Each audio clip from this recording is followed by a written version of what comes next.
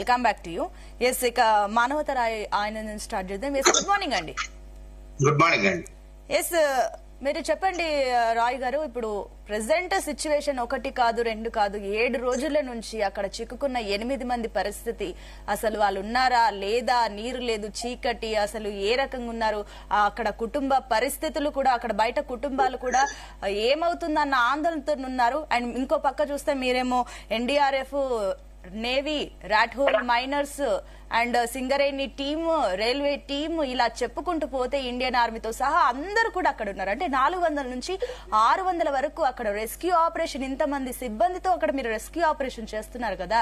ఈ 7 రోజుల నుంచి మీరు ఏం చేస్తున్నారన్న ప్రశ్నలు ఇప్పుడు వస్తున్నాయి. బయటనేమో వచ్చి మీ మంత్రులేమో అయిపోతుంది చేస్తున్నాము, సవాళ్ళు ఎదుర్కొంటున్నాము, ఇలా అవుతుందని చెప్తున్నారు. కానీ కుటుంబ సభ్యుల నుంచి వస్తున్న ప్రశ్నలు మీరు ఏ రకంగా ఎదుర్కొంటున్నారు, ఏం చేస్తున్నారు ఈ 7 రోజుల నుంచి, ఎందుకు ఇంత డిలే అవుతుంది, ఇంతమంది సిబ్బంది ఉండగా మీరు ఏం చేస్తున్నారన్న ప్రశ్నలు వస్తున్నాయి. మీకు ఒక ప్రాపర్ డైరెక్షన్ లేదు, ఇంతమంది నిపుణులు ఉన్నా కూడా ఒక 8 మందిని కాపాడలేని పరిస్థితిలో ఇప్పుడు కాంగ్రెస్ సర్కార్ ఉంది అని ఒక విమర్శలు వస్తున్నాయి. ఏమంటారు దీనికి?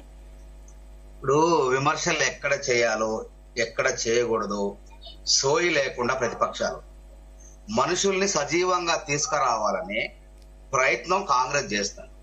18 బృందాలను, ఇంకా అవసరమైతే అదనంగా బృందాలను తీసుకొచ్చేసి దాని పరిష్కారం ఏ విధంగా మార్గాన్ని అన్వేషించి వాళ్ళని బయటకు తీసుకొచ్చే ప్రయత్నాలు జరుగుతున్నాయి.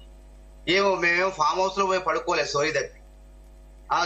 నీరో చక్రవర్తి మన రోమ్ నగరం తగలబడుతుంటే నీరో చక్రవర్తి ఫిడేలు వాయించినట్టు కేసీఆర్ గారు గతంలో వరదలు వచ్చినా ఏమొచ్చినా ఎక్కడ కూడా స్పందన లేదు. గతంలో ఎన్నో ప్రమాదాలు జరిగినాయి వారి హయాం, కానీ ఎక్కడ కూడా వారు స్పందించలేదు, కనీసం పరామర్శలు కూడా చేయలేదు. కానీ అక్కడ 3 మంత్రులు ఉండి ప్రత్యక్షంగా ఉండి అక్కడ కన్నెల్లో కూడా జూపల్లి లాంటి మంత్రులు లోపలికి వెళ్లి కూడా ధైర్య సాహసాలతో వెళ్లి వాళ్ళని రక్షించే ప్రయత్నాలు చేస్తుంటే ఎందుకండి రాజకీయాలు? ఎక్కడ రాజకీయాలు చేయాలా? ఏదన్నా సంక్షేమ పథకాల్లో గానీ లేకుంటే ఏదన్నా ప్రభుత్వంలో ఏదైనా అవినీతి జరిగితే దానిపై కొట్లాడి ఎందుకండి కృత్రిమ ఉద్యమాలు? హరీష్ రావు గారు అసలు ఈ కారణం ఎవరండి దీనికి? ఎస్ఎల్బిసి కుర్చీ వేసుకొని కడతా అన్నాడు ముఖ్యమంత్రి గారు, మాజీ ముఖ్యమంత్రి గారు కేసీఆర్ గారు. నేను అక్కడే ఉండి కుర్చీ వేసుకొని కడతానని కనీసం పనులు చేయకుండా నాసిరకం పనులతో రాష్ట్రంలో ప్రాజెక్టులన్నీ కూడా మొత్తం నాసిరకం పనులతో నిర్మించడం మూలంగానే కుప్పగూలిపోయినాయి. కాళేశ్వరంలో 6 చనిపోయారు. అంతకుముందు శ్రీశైలం ఎలగట్టు పవర్ హౌస్ లో 6 చనిపోయారు. మా అప్పుడున్నటువంటి పిసిసి అధ్యక్షులు ఇప్పుడు గౌరవ ముఖ్యమంత్రి రేవంత్ రెడ్డి గారు మేము అడిగి పోతంటే మమ్మల్ని మార్గ మధ్యలోనే మరి ఒక అసాంఘిక శక్తులు అరెస్ట్ చేసి పోకుండా జోడించారు. కానీ ఈరోజు ఆ పరిస్థితి ఉందా? హరీష్ రావు గారిని గౌరవించి అక్కడ పంపించేసి అట్లా ప్రజాస్వామ్యయుతంగా జరుగుతుంది. ఇక్కడ రాజకీయాలు చేయాల్సిన అవసరం లేదు. ప్రయత్నాలు జరుగుతున్న కుటుంబాలని ఓదార్చేందుకే ఎంత ఖర్చైనా సరే భరించైనా సరే వాళ్ళని బతికించి బయటకు తీసుకొచ్చేందుకే కాంగ్రెస్ ప్రభుత్వం కృషి చేస్తుంది. దీనికి ప్రతిపక్షాలు కూడా అందరూ కూడా సహకరించాలి.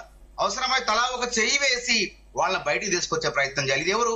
కాంగ్రెస్ ప్రభుత్వం కావాలని చేసిందా చెప్పండి? ఇలా ఎందుకు చేస్తుంది? అంటే భూకంపం వస్తుంది కాంగ్రెస్ ప్రభుత్వం, భూకంపం వస్తే రేవంత్ రెడ్డి కుట్ర, ఇవన్నీ ఎందుకండి? ప్రజలు చూసి వాళ్ళు నవ్వుకుంటారు ఇట్లాంటి మాట మాట్లాడితే. ఈ సమయంలో కూడా ఈ విధంగా మాట్లాడటం అనేది అనైతే అసలు బీఆర్ఎస్ పార్టీకి కానీ వాళ్ళకి అసలు నైతికత లేదు, అర్హతే లేదు ఈ గురించి మాట్లాడేందుకు. అరే అక్కడ పవర్ హౌస్ లో 6 చనిపోతే కనీసం ఏమన్నా మాట్లాడారా? అసలు దాన్ని కాళేశ్వరంలో 6 చనిపోతే పక్కన నెట్టేశారు, కానీ ఎవరికి తెలియకుండా.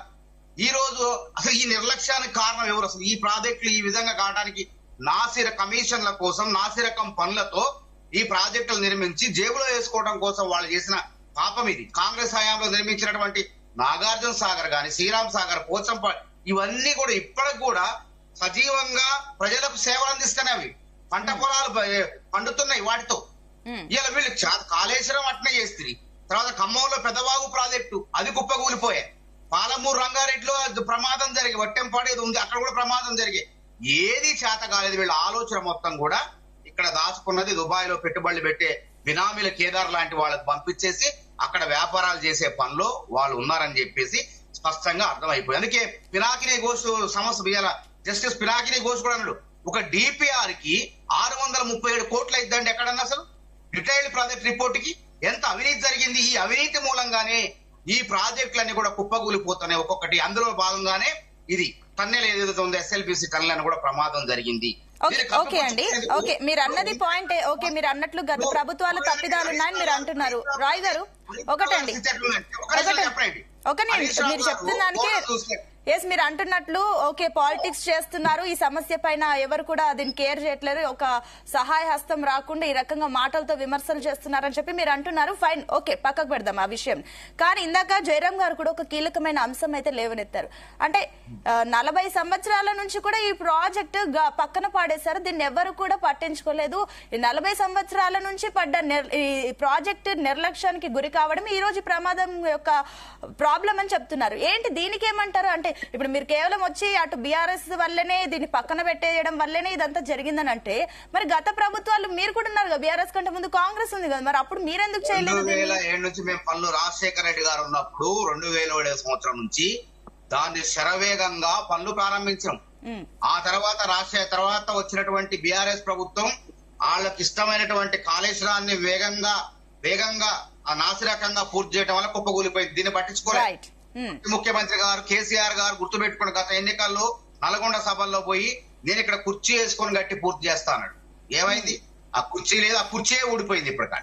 కాబట్టి మేము కాంగ్రెస్ ప్రభుత్వాలు చిత్తశుద్ధి, అందుకే అంటున్నాం కాంగ్రెస్ హయాంలో నిర్మించినటువంటి భవనాలు ప్రాజెక్టులు అన్ని కూడా ఇప్పటికి కూడా చెక్కు చెదరకుండా సాగునీరు అందిస్తున్నాయి, తాగునీరు అందిస్తున్నాయి. ఇది గుర్తుపెట్టుకోండి. వీళ్ళ అవినీతి కక్కుర్తి మూలంగా జరిగినటువంటి ఈ సమస్యలే కారణం అన్నిటికి కూడా. అయినప్పుడు మేము ఏమంటున్నాం, వాళ్ళు చేసిన తప్పులు కూడా ఇప్పుడు మేము దాన్ని వాళ్ళని బయటకు తీసుకొచ్చే ప్రయత్నం చేస్తుంటే, వీళ్ళు హరీష్ రావు గారి కోటం చూస్తే ఎట్లుందంటే 100 తిన్న పిల్లట తీర్థయాత్రలు చేసిందట. వాళ్ళ హయాంలో ఎన్ని జరిగింది అసలు వాళ్ళ మూలంగానే కదా, నాసిరక పనుల నిర్మాణం మూలంగానే ఈ దుస్థితి ఏర్పడింది. కాబట్టి ప్రజలందరికీ తెలుసు అది. కాబట్టి ఇలా ముసలి కన్నీళ్ళు కారిస్తే ఏమొస్తుంది చెప్పండి? శవరాజకీయాలు చేస్తారండి అక్కడ పోయి వాళ్ళని తీసుకొచ్చి సలహాలు, ఇట్లా చేయాలి, ఇగో ఆ దేశంలో ఉన్నారు నిపుణులు, ఈ దేశంలో ఉన్నారని ఒక మాజీ నీటిపారుదల శాఖ మంత్రిగా సలహాలు ఇవ్వాలండి. అంతేగాని అని అనుమతి ఇచ్చినా గారు కూర్చొని ధర్నాలు చేస్తారు. కృత్రిమ ఉద్యమాలు ఎందుకండి? కృత్రిమ ఉద్యమాలు చేయడం సిగ్గు చేయడం. ఇంతకన్నా ప్రజలు వాళ్ళు బయటకు తీసుకొచ్చే ప్రయత్నం చేయాలి కానీ ఆడ కూర్చొని ప్రభుత్వం అనుమతించలేదు. ఎవరిని ఎంతమంది అనుమతిస్తారండి అక్కడికి? హరీష్ రావు గారితో పాటు కొద్ది మందిని, అంటే ఆయన వచ్చిన వెంట మంది మార్పులను మొత్తం కూడా అనుమతిస్తే అక్కడ ప్రమాదం జరిగితే ఈ పరిస్థితి ఏది మళ్ళా? కాబట్టి జాగ్రత్తగా ప్రతిపక్ష నాయకులు ఆలోచన చేయాలి. ఇక్కడ రాజకీయాలు అవసరం, రాజకీయాలు చేసిన దగ్గర చేయండి. సంక్షేమ పథకాలు ఏమైనా తక్కువైనా, కొరత ఏర్పడినా, ఎక్కడైనా అవినీతి జరిగినా అక్కడ రాజకీయాలు చేయండి, మాట్లాడండి. అది రాజకీయం కాదు, నిలదీయండి. అంతేగాని ఇక్కడ వాళ్ళు చనిపోయారు, సజీవంగా ఉన్నారో లేదో మీకన్నా ఆందోళన మా ప్రభుత్వానికి ఉన్నది. అది అర్థం చేసుకోండి. వాళ్ళని బయట తీసుకొచ్చి వాళ్ళ కుటుంబాలకు